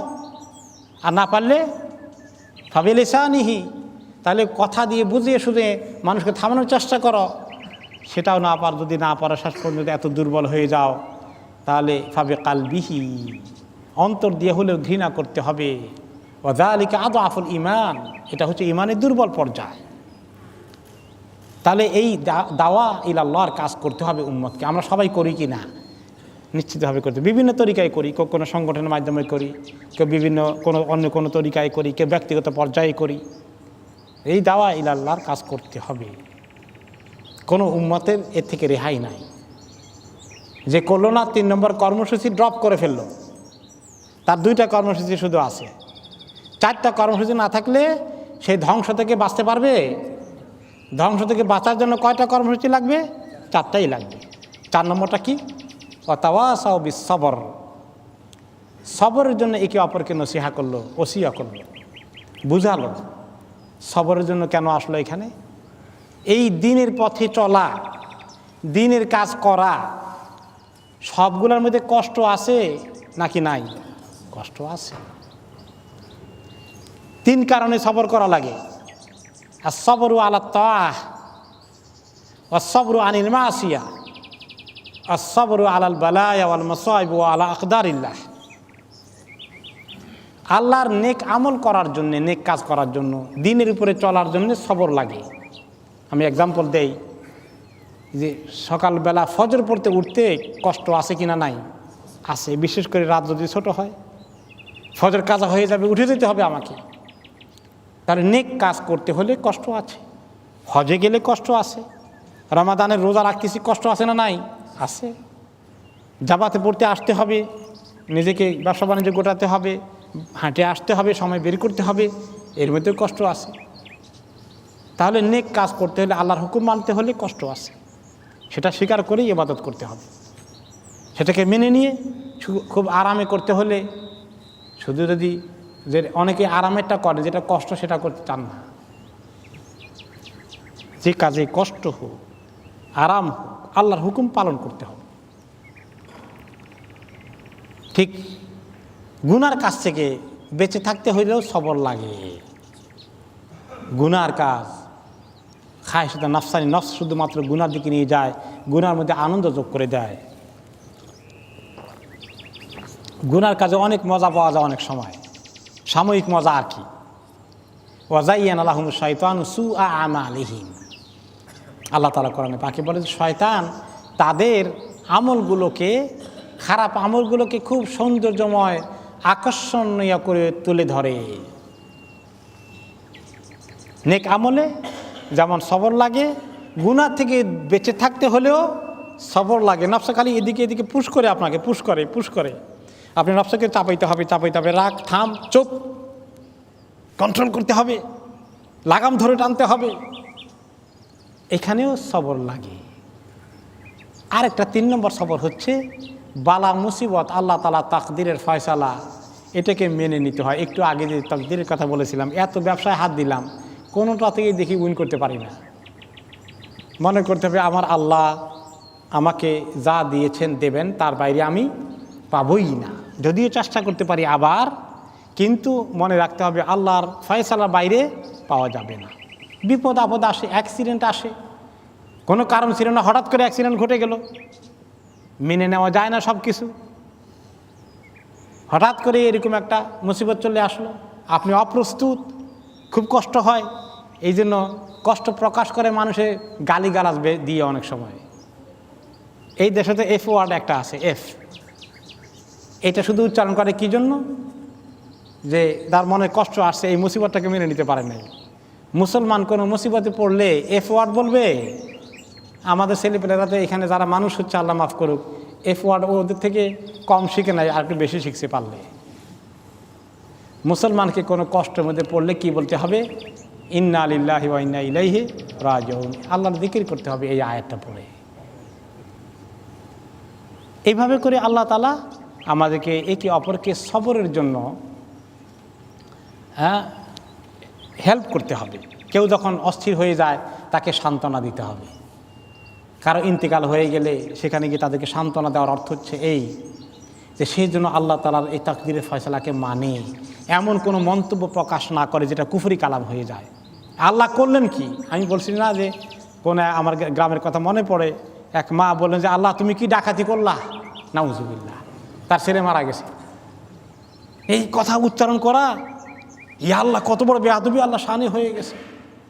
আরেক বুড়ার কথা বলছিলাম না, যে বুড়া তার নাতির জন্য, অসুস্থ নাতির জন্য দোয়া করলেন যে আল্লাহ ভালো করে দেন, কিন্তু নাতি মারাই গেল অসুখে। বুড়া ফেড আপ হয়ে বলল, এই শোনো, তোমরা আল্লাহর কাছে আর কেউ দোয়াই করবে না, আল্লাহ এত নির্দয়, এত দোয়া করলাম একটু শুনলেন না। নাউজুবিল্লাহ মিন যালিক, আস্তাগফিরুল্লাহ, ঈমান হারা হয়ে গেল। এই জন্য মুসিবতে পড়লে মানুষের সবরের দরকার আছে কিনা বলেন? হ্যাঁ, ওই সময় কিন্তু কুফরি কালাম বলে ফেলে মানুষ, ঈমান হারা হয়ে যায়। মুসিবত বড় বড় পরীক্ষার জিনিস। মুসিবতে পড়লে টের পাওয়া যায় কত কষ্ট। সেখানে টিকে থাকার জন্য আল্লাহ তাআলার কাছে সাহায্য চাইতে হবে। এই জন্য আল্লাহ তাআলা বলেছেন সবরের জিনিসটা ওয়াস্তাইনু বিস-সাবরি ওয়াস-সালাহ, সাহায্য চাও সবর এবং সালাত দিয়ে। মুসিবতে পড়লে আল্লাহর কাছে সাহায্য চাও। প্রায় লোকেরা কমপ্লেন করে দাম্পত্য জীবনে এই অবস্থা, মহিলারা প্রায় কমপ্লেন করে যে এই অবস্থা, আমার স্বামী এরকম করছে সেরকম করছে, খালি কথা বলতে চায়। ইমাম সাহেবের কাছে কি কথা বললেই সমাধান হয়ে যাবে নাকি? কিছু হবে না। তো মাঝে মধ্যে আমি লোকদের কষ্ট দেখে বলি, আহারে যেভাবে অন্যের কাছে আসে, এরকম যদি আল্লাহ তাআলার কাছে যাইতো তাহলে ফায়দাটা বেশি হতো না কম হতো? বেশি হতো। কিন্তু আমাদের লোকেরা কার কাছে যায়? মানুষের কাছে যায়। মাখলুকের কি ক্ষমতা আছে? যে আল্লাহর ক্ষমতা আছে সেই আল্লাহর কাছে চাইতে হবে। এই জন্য এই কথাগুলো বুঝ দিতে হবে মানুষকে। অসুস্থ হয়ে গেলে, অনেক অসুস্থ, শরীরটা খুব খারাপ যাচ্ছে, অনেক সময় কষ্ট লাগে মানুষের, বিরক্ত হয়ে যায়, অনেক সময় খারাপ মন্তব্য করে ফেলতে পারে। কিন্তু সেখানে সান্ত্বনা আছে কি, যে প্রত্যেকটি অসুস্থতা আমাদের গুনাহকে সাফ করে দেন, গুনাহকে মাফ করে দেন আল্লাহ তাআলা। একটা অসুস্থতার উসিলা আল্লাহ এই পরিমাণ গুনাহ মাফ করে দিচ্ছেন। কিন্তু এটা বুঝতে হবে যে এই জন্য সবরকে আনতে হবে, যে আলহামদুলিল্লাহ আলা কুল্লি হাল, আল্লাহ তাআলার কাছে সকল অবস্থায় আলহামদুলিল্লাহ বলতে হবে। গুনাহ মাফ হয়ে যাচ্ছে, সেখানেও সান্ত্বনা আছে। এই সবরের দরকার, বিশেষ করে দ্বীনের কাজে আসলে অনেক বেশি সবর লাগে। হালাল ব্যবসায় ঢুকাই দিলেন, এখন আর লাভ হয় না আগের মতো, এখন তো মুশকিলে পড়ে গেছে। তাকে সবর করার জন্য আল্লাহ তাআলা ইমানের প্রতি বরকত দিবেন, আল্লাহ তাআলা তাকে বুঝাইতে হবে। এরপরে এতদিন প্র্যাকটিসিং ছিল না, এখন প্র্যাকটিসিং হয়ে গেছে, অনেক অসুবিধা আপত্তি, তার সমাজের অনেকেই তাকে এখন আর পছন্দ করে না, তার অনেক বন্ধুবান্ধব তার থেকে দূরে চলে গেছে। এখানে সবরের প্রয়োজন আছে।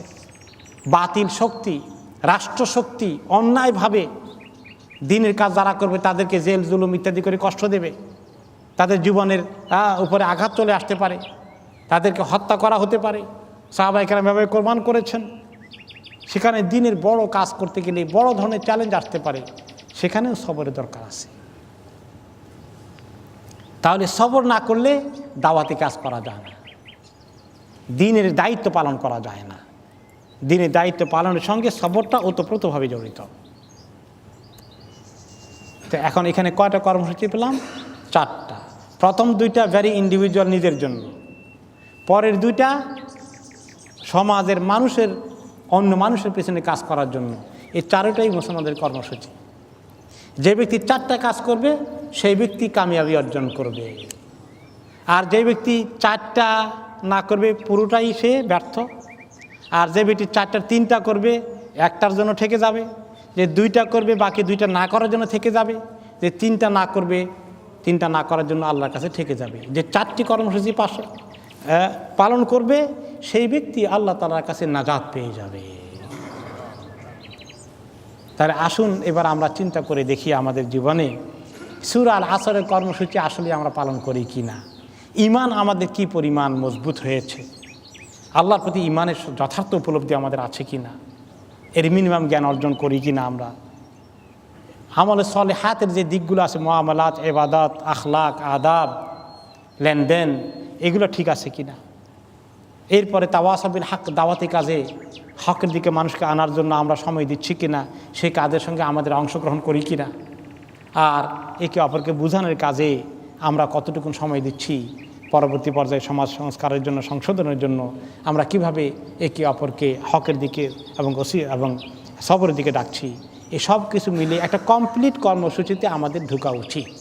আমরা যারা এই কর্মসূচিতে আছি আলহামদুলিল্লাহ, আল্লাহ তাআলা কবুল করুন, আরও বেশি করে তৌফিক দান করুন। যারা আমরা এই 4টা কর্মসূচির মধ্যে কোনোটা বাদ দিয়েছি, আল্লাহ তাআলা আমাদেরকে অতি সত্বর এই বাদ দেওয়া কর্মসূচিটা নিজেদের জীবনে আমল করার জন্য তৌফিক দান করুন। আমিন। সুবহানাকাল্লাহুম্মা ওয়া বিহামদিকা আশহাদু আল্লা ইলাহা ইল্লা আনতা আস্তাগফিরুকা ওয়া আতুবু ইলাইক।